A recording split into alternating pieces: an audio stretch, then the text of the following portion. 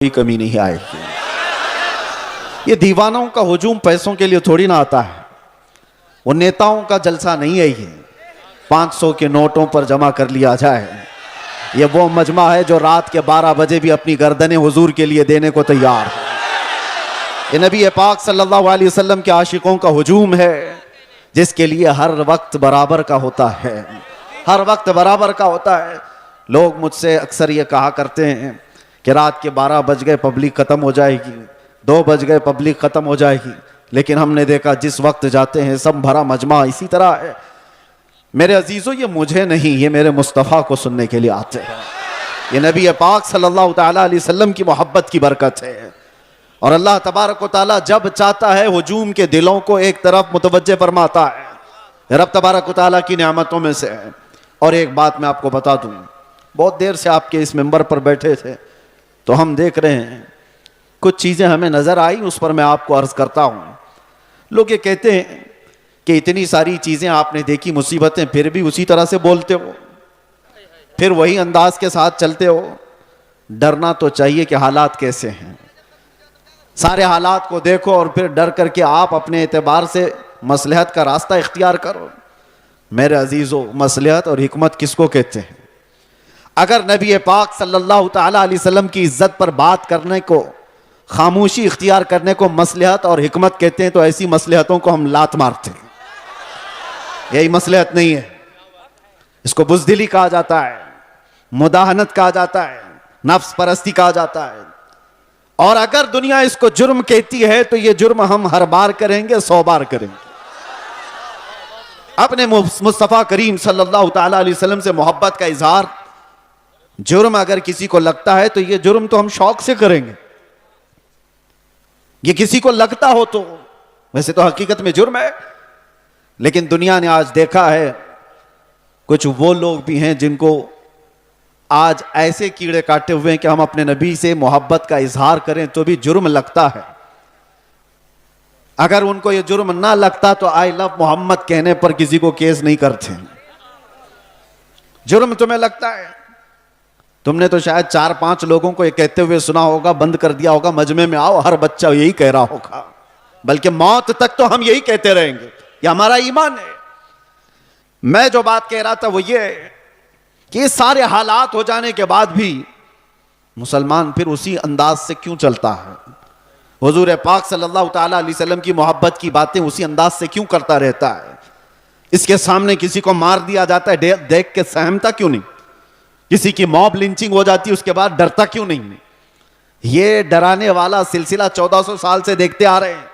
कई चंगेज आए, कई हलाकू आए और हमारे पूरे मोहल्ले खाक में बदल दिए गए, खून से तितर बितर हो गए, लेकिन जोश जो रूहानी है वो उसी अंदाज से बाकी रहा। उसकी वजह क्या है जानते हो? वही मैं कहने जा रहा हूं। हम यहां बैठे हुए थे, छोटे छोटे पतंगे आ रहे हैं और गिर रहे हैं। किसके पास आते हैं ये छोटे छोटे कीड़े लाइट के अतराफ जो घूमते रहते हैं, इनको क्या कहते हैं आपको पता है? इनको परवाना कहते हैं, इनको परवाना कहते हैं। ये लाइट के इर्द गिर्द आते हैं, घूमते हैं, अपनी जान दे देते हैं। जबकि इन कीड़ों को, इन पतंगों को मालूम है कि अंजाम क्या है। अपने भाई को मरता हुआ भी देखते हैं। कितने कीड़े तो इनके पहले मर चुके होते, फिर भी ये घूम रहे होते हैं। वजह यह है कि परवाना शमा के गिर्द घूमने के लिए ही पैदा हुआ है और हम परवाना मोहम्मद हैं। एक के मर जाने के बाद हमारा खामोश होना मिजाज है ही नहीं। हम आए यहां हैं मोहम्मद अरबी पर मरने के लिए।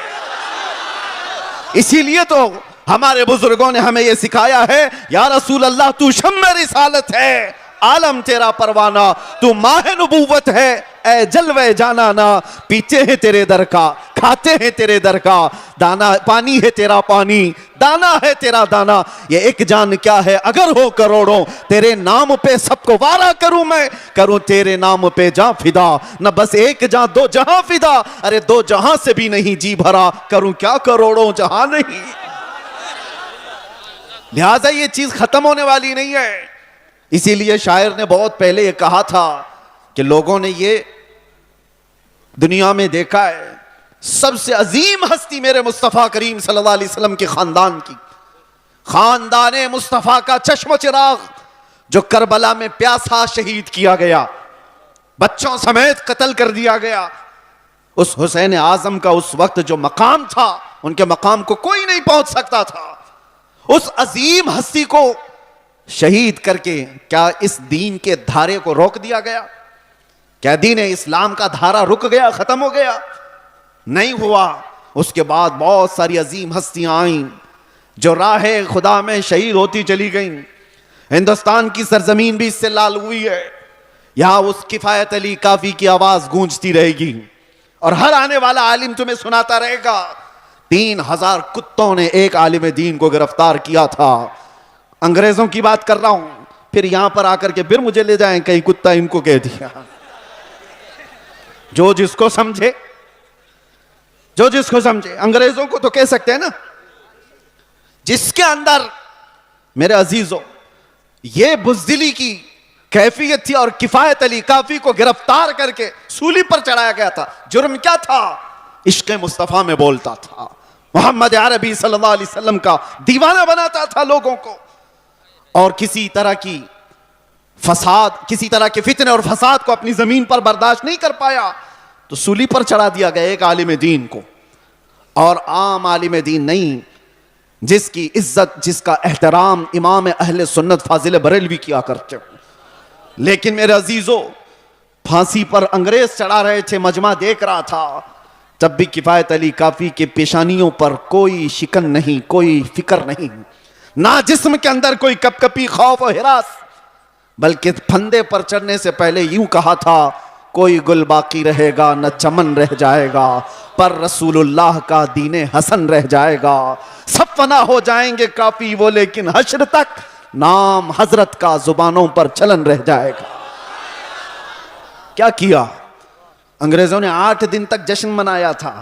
किफायत अली काफी को हमने फांसी पर चढ़ा दिया।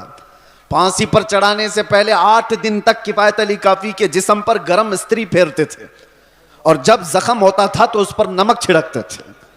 उस आलिम दीन को उन्होंने बहुत आजमाइशों में मुब्तला किया, लेकिन वो टस से मस नहीं हुआ। शहीद होने के बाद 8 दिन तक तो जश्न मनाते रहे, ये सोचते हुए कि अब जगाने वाला खत्म हो गया, एक ऐसा जो बोलने वाला था बंद हो गया। उन जालिमों को खुदा का यह दस्तूर नहीं मालूम, मुरादाबाद शहर में इन्होंने इस किफायत अली काफी को फांसी पर चढ़ाया था। और वही जमाना है 100 किलोमीटर दूर बरेली में अल्लाह ताला इमाम अहमद रजा को पैदा कर रहा है। और वो इमाम अहमद रजा जब जवानी में तशरीफ लाए तो फिर पूरी कौम की गुत्थियों में इश्क़ मुस्तफ़ा पिला दिया। हर जगह से आवाज आने लगी, हर जगह से आवाज आने लगी, सबसे आला वो औला हमारा नबी, सबसे बाला वो बाला हमारा नबी। बच्चे बच्चे की जुबानों पर इश्क़ मुस्तफ़ा सल्लल्लाहु ताला अलैहि वसल्लम की सदाएं गूंजने लगी। मैं मिसाल इसलिए अर्ज कर रहा हूं, सारे मिलकर के इन चिरागों को बंद करने की कोशिश करते रहेंगे तब भी यह मुमकिन नहीं। मेरा रब कुरान में फरमाता है, ये अपने मुंह के फूकों से अल्लाह के चिराग को बुझाना चाहते हैं और अल्लाह सुबह क़यामत तक अपने चिराग को रोशन रखेगा। एक तुम बंद करोगे, रब ताला दूसरा पैदा फरमाएगा, दूसरा पैदा होगा। इसलिए हमें अपनी फिक्र नहीं है, हमने जो जीना था वो जी लिया है। मगर ऐ मुसलमानों, आपसे मैं ये गुजारिश करूंगा, इस जमाने में तुम्हारे लिए सबसे बड़ी दौलत, जिसका हर डाकू इंतजार में है लूटने के लिए, हर चोर तुम्हारे पीछे है छीनने के लिए, वो दौलत तुम्हारी टोपी, तुम्हारी दाढ़ी, तुम्हारे कुर्ते, तुम्हारे जुब्बे, तुम्हारे घर गाड़ी बंगले नहीं है। आला हजरत को सुनो, कहते हैं आंख से काजल साफ चुरा ले, यहां वो चोर बला के हैं, तेरी गठरी ताकी है और तूने नींद निकाली है। कौन सी चीज है जिसके सब चोर दुश्मन अतराफ में हैं? कौन सी चीज छीनना चाहते हैं? 100 साल पहले इकबाल ने भी इसका इशारा करके कहा था। अंग्रेज ये कहते थे, ये फाका कश मौत से डरता नहीं जरा। सबको पता है ये मौत से डरने वाली कौम है ही नहीं। हमारे कंधे पर कफन हुआ करता है। डर उसको हो जिसे लगे कि मौत के बाद अंधेरा अंधेरा अंधेरा। डर उस कौम को क्या लगे, इधर आंखें बंद हो उधर मुस्तफा का दीदार, उसे डर नहीं। दुनिया ये जानती है। तो अंग्रेज क्या कहते थे, ये फाका कश, भूखा रहता है, प्यासा रहता है, मौत से डरता नहीं जरा। कौन सी चीज है इसको जो निडर बनाई हुई है? कौन सी चीज है जो इसको बेखौफ बनाई हुई है? इकबाल कहते हैं, रूह मोहम्मदी इसके बदन से निकाल दो। वही कहता था अंग्रेज, रूहे मोहम्मदी इसके बदन से निकाल दो। और आला हजरत भी वही कहते हैं, आंख से काजल साफ चुरा ले। आंख से काजल चुराने का मतलब क्या है? अरे ये डब्बी वाला काजल नहीं, एक मोमिन की आंख का काजल इश्क मुस्तफा हुआ करता है। मोहब्बत मुस्तफा अगर तुम्हारे पास है तो तुम्हारी आंखों का काजल है। और इसी के चोर अतराफ में घूम रहे हैं, इसी के चोर, इसी के डाकू। अब तो जमाना ऐसा आएगा कि लोग मुदाहनत पसंद ऐसे होंगे। मियां क्या जरूरत है ऐसी बातें करने की, क्या जरूरत है? याद रखना, ये तमाम मसलहत पसंदी को मैंने दूसरे मुल्कों में देखा है। सऊदी अरब के कई ऐसे इलाके जिन्होंने अपने बच्चों को मॉडर्नाइज करने के लिए ऑस्ट्रेलिया में, अमेरिका में बचपन से पढ़ाया, और वो बच्चे जहां से इस्लाम फैला है वापस आए हैं तो पूछते हैं, who is the Mohammed? Mohammed किसका नाम है, कौन है? मुआज़ल्लाह रब्बिल आलमीन। अगर इसी अंदाज से जिंदगी जीने का सलीका रहा तो बच्चे यही सब चीजें सवाल करेंगे।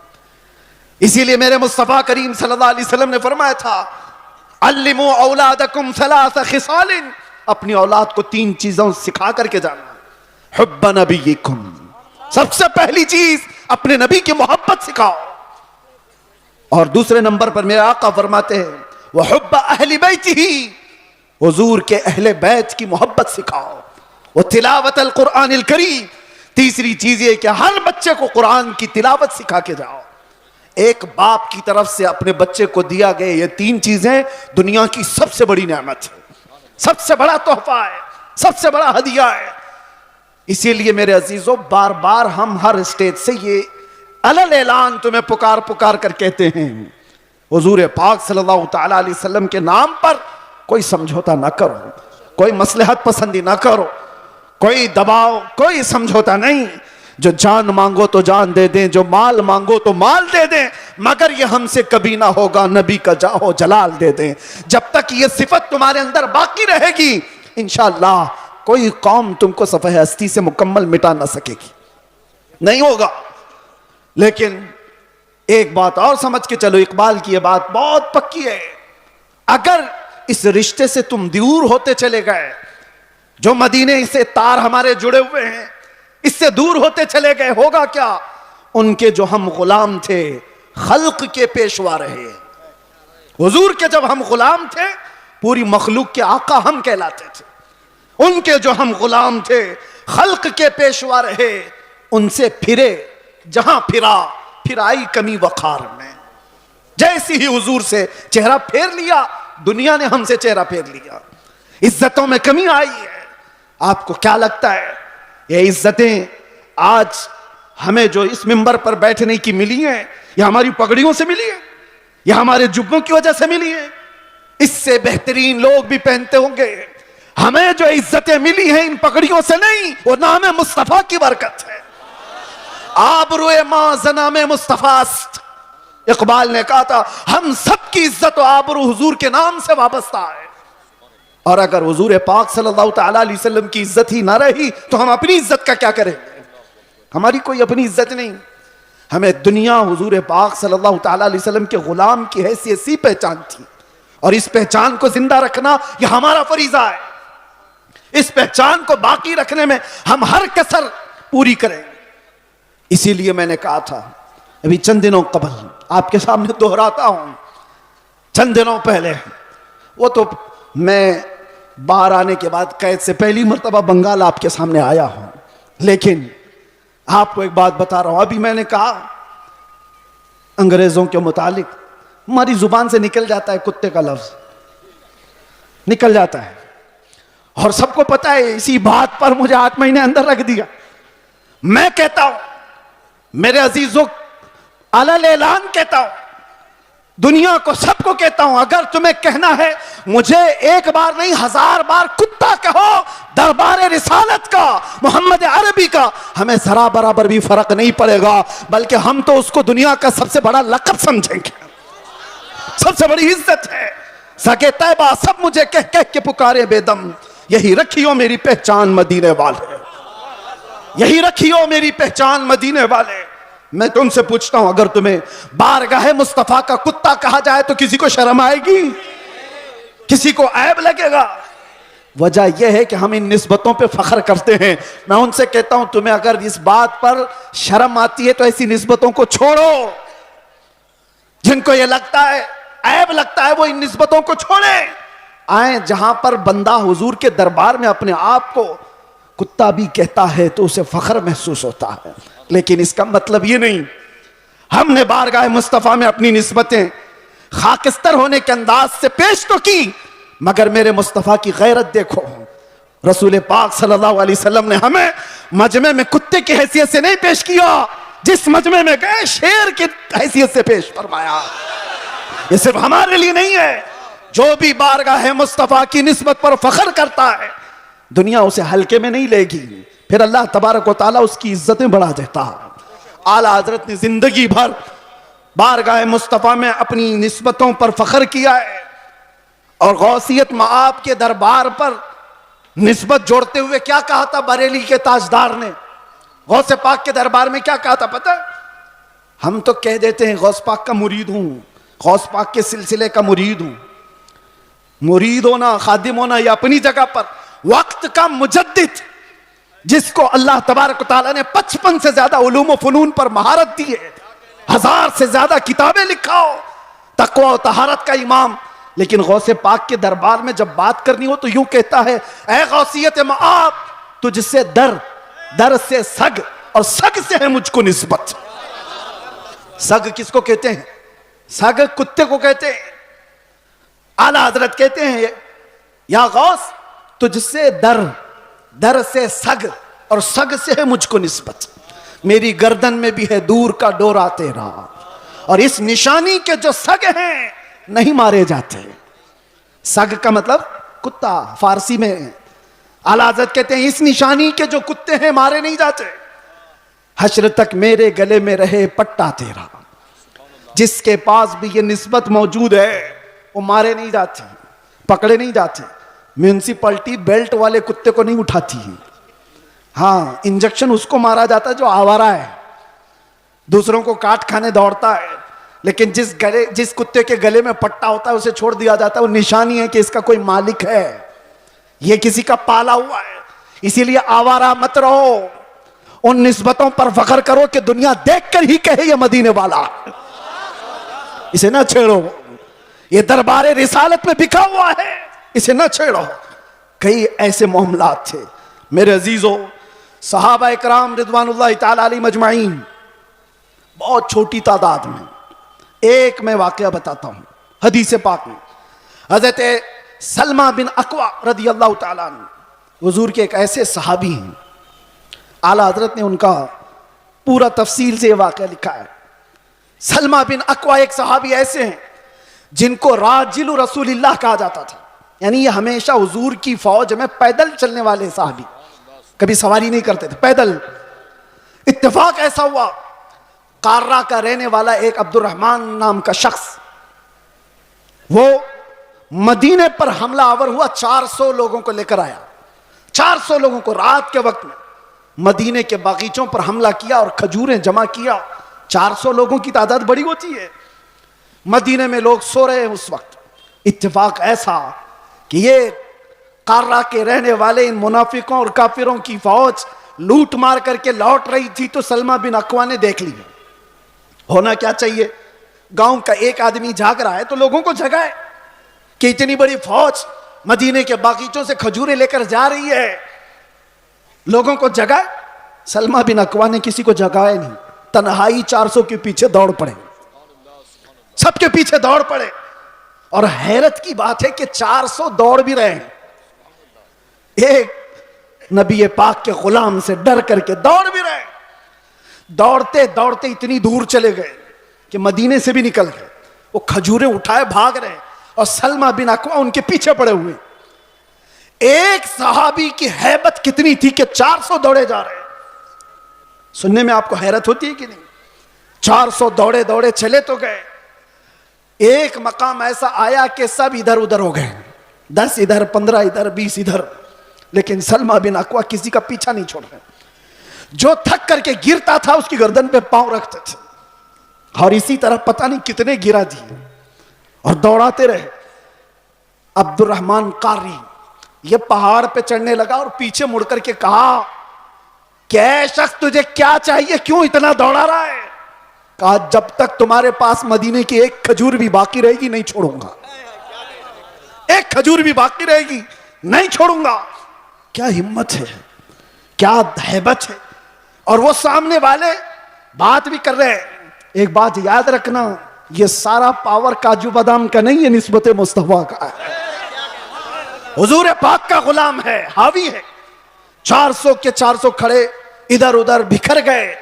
अब्दुर्रहमान कारा का रहने वाला जो शख्स था, उसने लोगों से कहा कि जिसके जिसके कंधे पर जितनी खजूरें वो फेंक दो, यह ऐसा खूनखार लग रहा है कि हम में से किसी एक को भी छोड़ेगा नहीं। छोड़ दो खजूरें, जान बचाओ और निकलो। लोगों ने खजूरें फेंकी, सब कुछ फेंका, और बगैर किसी एक भी खजूर के वो लोग वापस लौट गए, सब चले गए। ये सलमा बिन अकवा सारी खजूरें जमा कर रहे हैं, और उठाने जितनी उतनी, इतना ज्यादा वजन है कि एक आदमी उठा ना सके। खींचते हुए मदीने की तरफ लेकर के आ रहे हैं। रास्ते में एक और सहाबी हजरत अबू कुतादा मिल गए। पूछा कि किधर से आ रहे हो सलमा बिन अकवा? कहा, ऐसा ऐसा हाल हो गया था रात को, और मैं उनका पीछा किया और सबकी खजूरें वापस लेकर के आ रहा हूं। वो मुस्कुराए, अरे बोलना तो चाहिए था, और भी तो लोग आते तुम्हारे साथ। तो सलमा बिन अकवा ने कहा, मुस्तफा की मोहब्बत पर भरोसा है, अकेला ही काफी था,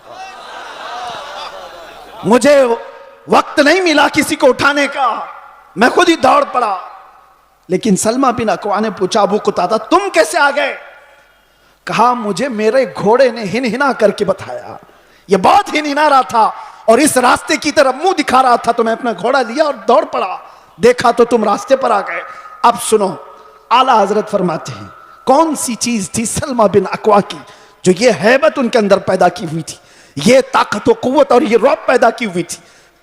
मैं जो बात कर रहा था सलमा बिन अकवा की, आला हजरत लिखते हैं, वजह क्या थी? ये हैबत, ये ताकत, ये रौब।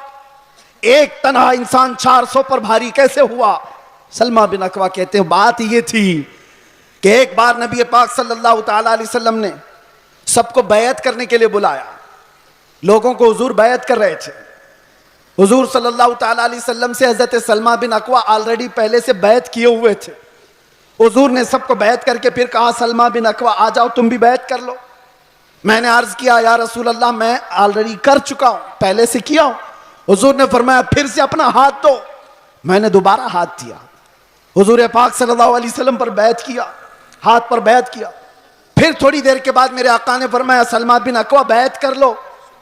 हजरत सलमा बिन अकवा कहते हैं, या रसूल अल्लाह, 2 बार मैंने बैत कर लिया। हुजूर ने फरमाया, बार बार अपना हाथ मेरे हाथ में दे तो सकते हो? सलमा बिन अकवा कहते हैं, मैंने तीसरी बार अपना यह हाथ दिया हुजूर पाक के दरबार में, उनके दस्ते पाक में। नबी पाक सल्लल्लाहु ताला अलैहि वसल्लम ने दुआ फरमाई। उसके बाद सलमा बिन अकवा कहते हैं, 3 बार इस हाथ को मैंने मुस्तफा के हाथ में दिया। उसके बाद कसम खुदा की, किसी बड़े ऊंचे पहाड़ से भी मुझे कभी डर नहीं लगता, कोई सामने आए कभी खौफ नहीं होता। यह निस्बत मुस्तफा है जो इंसान को मुमताज करती है। आज मेरे अजीजों, तुम्हारा नाम बारगाह मुस्तफा से जुड़ा हुआ है, इसलिए शर्म करो और हया पैदा करो। कभी तुम शराब के अड्डों पर नजर ना आओ, कभी तुम्हारे हाथों में ताश के पत्ते नजर ना आए, कभी तुम्हारी आंखों में बेहयाई ना नाचे, किसी अजनबी औरत पर तुम्हारी बेहया आंखें ना जाए, इसलिए कि तुम्हारा नाम मेरे मुस्तफा के नाम से जुड़ा हुआ है। इन निस्बतों का जब तक एहतराम करते रहोगे, पावर और ताकत वैसी बाकी रहेगी। एनर्जी को दुनियावी खुराफात में जाया ना करो। अल्लाह ने आज भी तुम्हारा रौब बाकी रखा है, आज भी है। हमने खुद महसूस किया है, हमने देखा है। आपको खुद को अंदाजा नहीं, लेकिन दुनिया को अंदाजा है। अल्लाह तबारक व तआला मोहब्बत मुस्तफ़ा के सदक़े ये इज्जत और यह हैबत, ये ताकत, ये रौब अता करता है। लेकिन अगर तुम ये सोचोगे कि इज्जत हम किसी और जरिए से ढूंढेंगे, हमने देखा है लखनऊ में आज से 2-3 साल पहले एक कुत्ता आया था जो अपना नाम भी बदल लिया था, याद होगा। बहुत टीवी पर बिठा दिया जाता था, धर्म भी बदल लिया, नाम भी बदल लिया, हाँ, और सोचने लगा कि इस्लाम ऐसा है वैसा है। बहुत बहुत कुछ फैलाया। 6 महीने के बाद रो रो करके लोगों से गिड़गिड़ाने भी लगा कि मुझे बचा लो, मेरी जान पे खतरा है। मैं नाम या जिक्र नहीं करता इसलिए कि स्टेज ना पाक ना हो, लेकिन एक बात याद रखो, हुजूर पाक सल्लल्लाहु ताला अलैहि वसल्लम के इस दीन पाक से गद्दारी करके जो दूसरी जगह इज्जत ढूंढता है, कुरान क्या कहता है? वमन यब्तगी गैरल इस्लामी दीनन फलन युक़बल मिन्हु। अल्लाह ताला ने कुरान में फरमाया, और यही बात मैं आपसे कहता हूं। आला हजरत क्या कहते हैं सुनो। आला हजरत फरमाते हैं, बारगाह मुस्तफ़ा सल्लल्लाहु ताला अलैहि वसल्लम से जो गद्दारी किया, जो उनके दर से यार फिरते हैं, दर बदर यूं ही खार फिरते हैं, दर बदर यूं ही खार फिरते हैं। इज्जत ढूंढो आमीना के लाल के पास, इज्जत ढूंढो गुंबद खजरा के मकी के पास। हमने दुनिया में देखा है जो नबी पाक की गुलामी को अपनाए हैं, 70 साल के भी होते हैं तो उनकी खूबसूरती में फर्क नहीं आता। 80 साल के भी हो जाएं तो उनको बूढ़ा कोई नहीं कहता। आज भी मौजूद है हमारे मशाइख, लेकिन इज्जतों में कोई कमी नहीं। और जिन्होंने पूरी हिंदुस्तान में फितना और फसाद मचा करके सियासत किया था, 90 साल के ऊपर भी हो गए, अभी मरने को तैयार नहीं। ऐसे बहुत सारे लीडर बैठे हुए हैं जिनको कोई पूछता भी नहीं, अखबार के किसी कोने में उनका नाम भी नहीं। बहुत सारे ऐसे 40-40 साल लोगों की नौकरियां करते रहे। मैं जॉब की बात नहीं कर रहा हूं, सियासत में इसकी उसकी चाटते रह गए तलवे और कुछ नहीं हासिल कर पाए। लेकिन मेरे मुस्तफा की गुलामी जिसने अपने गले में डाल लिया था, फिर देखो आप हुजूर ताजुश शरिया के आखिरी अदवार को हमने देखा है, साहिरी जिंदगी के आखिरी दौर को भी देखा है। मेरे अजीजों, 75 साल की उम्र हो गई थी। 1 लाख नौजवानों को, खूबसूरतों को एक तरफ बिठाओ और एक तरफ बरेली के उस शहजादे को बिठाओ, और देखो दुनिया किसकी तरफ देखती है। क्यों? ये चेहरे पर गाजा और ये चेहरे पर कशिश, ये पाउडर और लाली की नहीं, ये मुस्तफा करीम की गुलामी की है। मुस्तफा करीम सल्लल्लाहु ताला अलैहि वसल्लम के मोहब्बत का जो जमाल है वो कभी कम नहीं होता। बचपन में हम सुनते आते थे, मोहम्मद के गुलामों में बुढ़ापा आ नहीं सकता। इसीलिए इज्जत इधर उधर क्यों ढूंढते हो, क्यों जाते हो? उन नौजवानों पर मुझे बड़ा तरस आता है जो कहते हैं दुनिया पता नहीं क्या कहेगी। 5 ग्राम की टोपी उनको भारी लगती है, 5 किलो की फटी जीन्स पहन करके फैशन समझता है। दाढ़ी उसको बहुत भारी लगने लगती है, चुभती है, चुभती है, गड़ती है। रोज उसको निकाल करके गटर नाली में फेंक देता है। और दाढ़ी भी बेचारी इतनी जिद्दी है, रोज आकर के उसको बताती है तू मर्द है। वो निकाल निकाल करके कहता है नहीं हूं मैं। वो भाग रहा है। कैसी हैरत की बात है, तुम जिद पे अड़े हो कि नहीं हूं मैं, और वो भी जिद पे अड़ी है, रोज आके बताती है कि तू मर्द है। बेचारा आखिरी दम तक मानने को तैयार नहीं। और हैरत की बात है, जब इनसे पूछा जाए दुनिया का सबसे हसीन चेहरा कौन सा था, तो सब एक जुबान होकर कहते हैं आमिना के लाल का चेहरा सबसे हसीन था। फिर मैं पूछता हूं, उस आमिना के लाल के चेहरे पर जब दाढ़ी थी तो तुझे ऐब क्यों लगती है, तुझे बुरी क्यों लगती है? दुनिया का सबसे ज्यादा हसीन चेहरा मेरे मुस्तफा का था, और वो दाढ़ी वाला था, दाढ़ी वाला था। और एक बात उन औरतों से भी कहता हूं जो औरतें खुले बाल में समझती हैं कि ये फैशन है, आधे नंगेपन को समझती हैं फैशन है। यानी दुनिया ने इनको ये बताया है कि नंगे रहने को फैशन कहते हैं, आधे कपड़े पहनने को फैशन कहते हैं। अगर आधे कपड़े पहनना फैशन है तो तुमसे ज्यादा फैशनेबल तो भैंस है जो पूरी नंगी रहती है, वो कभी कोई कपड़ा नहीं पहनती। वो जानवर तो तुमसे ज्यादा फैशनेबल है, पूरे ओपन है। जानवरों की तरह दुनिया तुम्हें बनाना चाहती है और तुम समझ रहे हो फैशन है। फैशन वो नहीं। नौजवानों से कहता हूं, देखना हो तो खालिद बिन वलीद को देखो, औरतें देखना हो तो मेरे मुस्तफा की बेटी को देखो। सब औरतें कहती हैं अल्लाह हमें कनीज़ाने फातिमा में शामिल करे, दुआ तो करती हैं और फख्र भी करती हैं, कनीज़े फातिमा नाम भी रखती हैं। लेकिन सोचा कभी दुनिया की सबसे इज्जत वाली खातून, सबसे इज्जत वाली खातून जिसका मकाम क़यामत के दिन भी क्या होगा पता है? फरिश्तों को, आपको मैं बता रहा हूं, हदीस में मौजूद है, फरिश्ता महशर के मैदान में ऐलान करेगा गद्दू अबसारकुम फइन्न फातिमा बिन्त मोहम्मद तमुर्रु इलल जन्ना। ऐ महशर वाले लोग, सब अपनी आंखें नीची कर लो, मोहम्मद अरबी की बेटी जन्नत की तरफ जा रही है। कयामत के दिन ऐलान हो रहा होगा। इज्जत का वो मकाम, इज्जत का वो मकाम मैदान महशर में जिसकी इज्जत का ऐलान हो रहा होगा। लेकिन मैं खवातीन से कहता हूं, दुनिया की सबसे इज्जत वाली खातून के सर पर हमेशा दुपट्टा रहा। और तुम समझती हो इज्जत खुले बन में है, फैशन करने में। फैशन वो है ही नहीं, हम उसको फैशन नहीं समझते। वो जानवरों वाली जिंदगी है जो औरतों को नंगा करके हवस के पुजारियों के सामने लाकर खड़ा किया जाता है। औरत को इन लोगों ने तमाशा बनाया हुआ है। औरत को दुनिया ने आज आलयकार बनाया हुआ है, अपनी हवस का निशाना है। क्यों? क्या इज्जत वाले लोग अपनी बेटियों को इस तरह से रखना चाहते हैं? वो दूसरों की बेटियों को नंगा देखना चाहते हैं, अपनी बीवी को और अपनी बेटी को नहीं। दूसरों की बेटियों को नंगा देखना चाहती है दुनिया। इसलिए मेरे अजीजों, दुनिया के प्रोपेगंडे पर ना जाओ। इज्जत तुम्हें मेरे मुस्तफा के कदमों में मिलेगी। और सहाबा कराम ने यह नुक्ता महसूस किया था, इसलिए कभी उन्होंने दुनिया क्या कर रही है, दुनिया कैसे चल रही है, उसकी तरफ देखा ही नहीं। वो पैबंद लगे कपड़ों में भी जाते थे तो बादशाह भी खड़े हो जाया करते थे। वो बगैर चप्पल के भी जाते थे तो पूरे इलाके फतह करके लौटते थे। उन्होंने कभी उन तमाम चीजों में इज्जतें नहीं ढूंढी। एक साहबी हजरत नौमान एक मुल्क में सफीर बन करके गए थे मेरे मुस्तफा के। सफीर समझते हो ना, एम्बेसडर, कासिद। और जब हुजूर पाक के सफीर बन करके ये सहाबी गए तो जिस मुल्क के बादशाह के पास ये जा रहे थे, उस बादशाह ने बहुत सुन रखा था, चर्चा सुन लिया था अरब के इनकलाब का, मेरे मुस्तफा सल्लल्लाहु अलैहि वसल्लम के दीवानों के हुजूम का। तो उसने क्या किया? इंतजामात किया, तैयारियां की, कालीन बिछाया।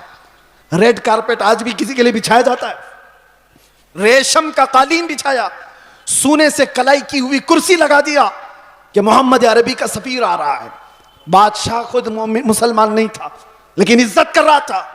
हजरत नौमान जिस वक्त वहां पहुंचते हैं, देखा उनका इंतजाम ये रेशम के कालीन से है।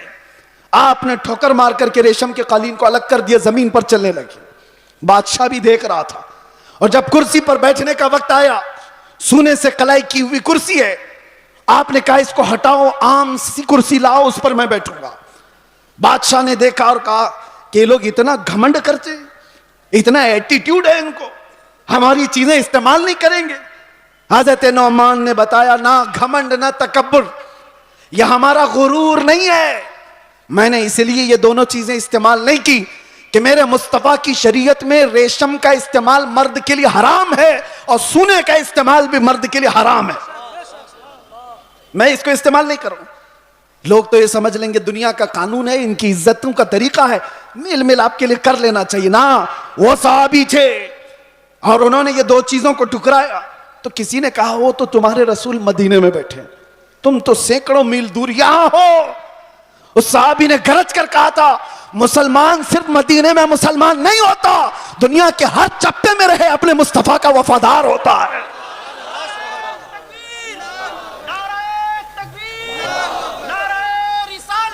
अपने नबी का वफादार होता है। उन सहाबा ने इज्जतें अपने नबी की निस्बत में ढूंढी थी। आज लोग ये समझते हैं कि दुनिया की चकाचौंध में रंग जाने में इज्जत मिल जाएगी, कुछ नहीं मिलने वाला है। जिंदगियां गुजर जाएंगी, लोगों की ठोकरों पर ही जीते रह जाओगे, लोग उछालते रह जाएंगे। हाँ, नबी पाक सल्लल्लाहु ताला अलैहि वसल्लम से वफादारी और उनकी मोहब्बत में जो इज्जत है, मैं कहता हूं चंद तकलीफें तो आ सकती हैं लेकिन कल्ब का जो सुकून है वो दुनिया की झोलियों में कभी नहीं मिलेगा। अल्हम्दुलिल्लाह हमने ये चीज महसूस भी किया है।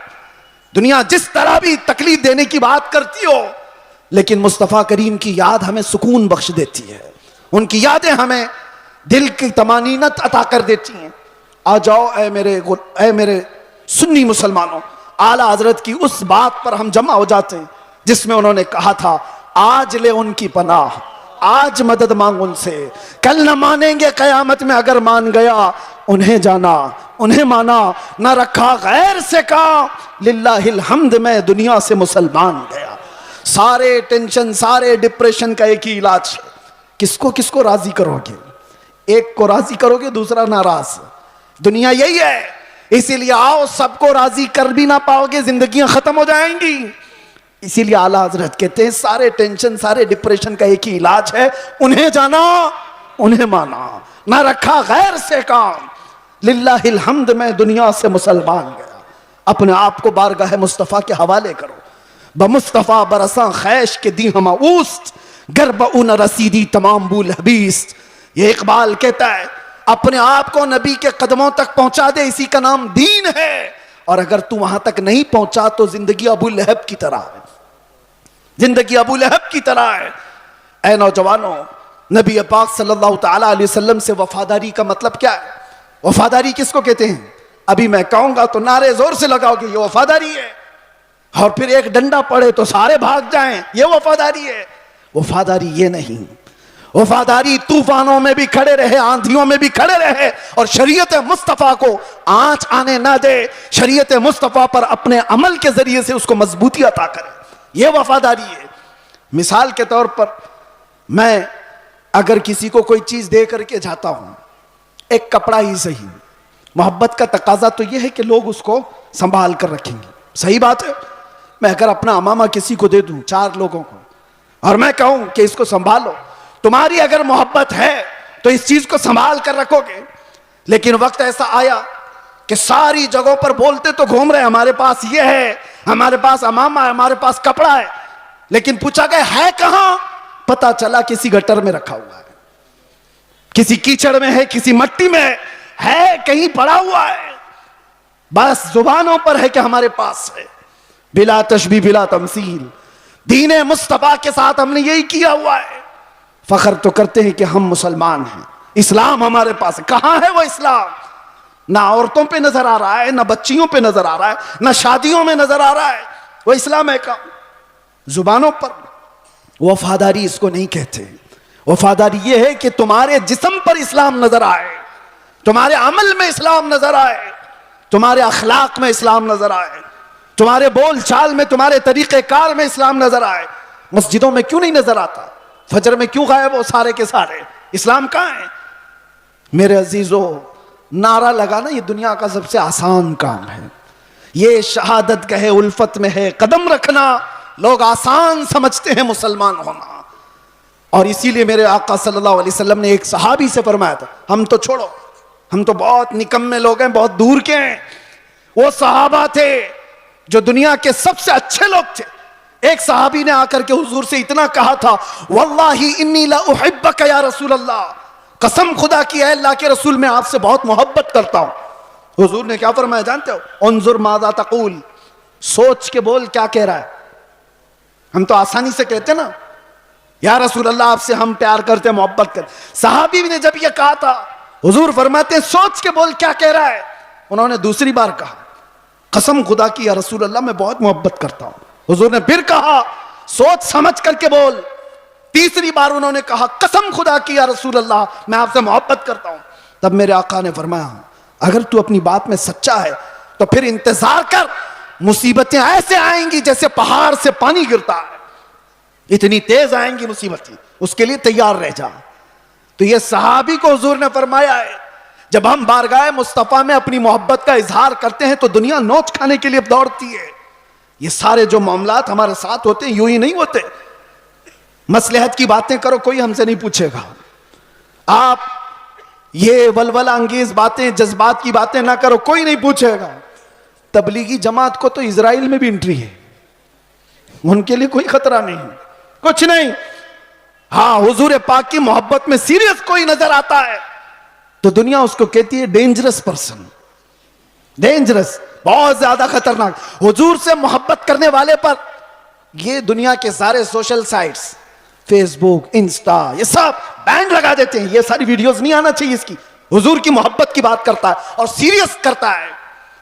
पता ये चला मेरे अजीजों, असल ईमान यही है जिससे दुनिया को खौफ है।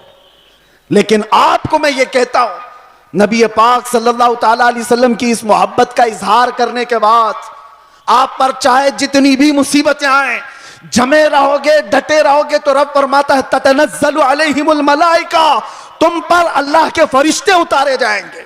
वो ये कहते हुए आएंगे, ला तखाफू वला तहज़नू, घबराओ मत, डरो मत, अनकरीब अल्लाह ने जिस जन्नत का वादा किया है वो जन्नत तुम्हारे इंतजार में।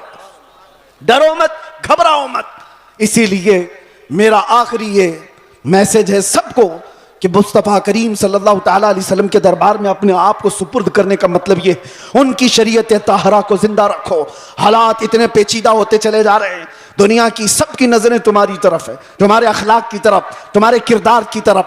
और याद रखना, मैं आज इजहार भी कर देता हूं, मोहब्बत मुस्तफ़ा का मतलब ये नहीं है कि किसी जगह अपने आप को बम बांध करके ब्लास्ट कर ले। ये सुन्नियों का शिवा नहीं, ये आशिक रसूल का शिवा नहीं है। आशिक रसूल खुले मैदान में बात करता है, खुले मैदान में बात करता है। ये तमाम चीजें जो हरकतें हिंदुस्तान की सरजमीन पर हो या दुनिया की किसी सरजमीन पर, आतंकवाद जिसको कहा जाए, दहशतगर्द जिसको कहा जाए, टेररिज्म जिसको कहा जाए, इश्क मुस्तफा से उसका राई के दाने के बराबर भी ताल्लुक नहीं होता। हम ऐसे लोगों को नहीं जानते, ऐसे लोगों को नहीं मानते। और नौजवानों, ऐसा कभी कोई बहकाए तो कान खड़े कर लेना तवज्जो से, क्या अपने आप को हिलाकत में डालना कुरान कभी इसकी इजाजत नहीं देता। और ना हक किसी ऐसे आम आदमी की जान लेना, यह तो बहुत दूर की बात है। इस्लाम तुम्हें बिल्ली को भी अगर बांध करके रखा और खाना पानी नहीं दिया, मर गई तो जहन्नम में चला जाएगा।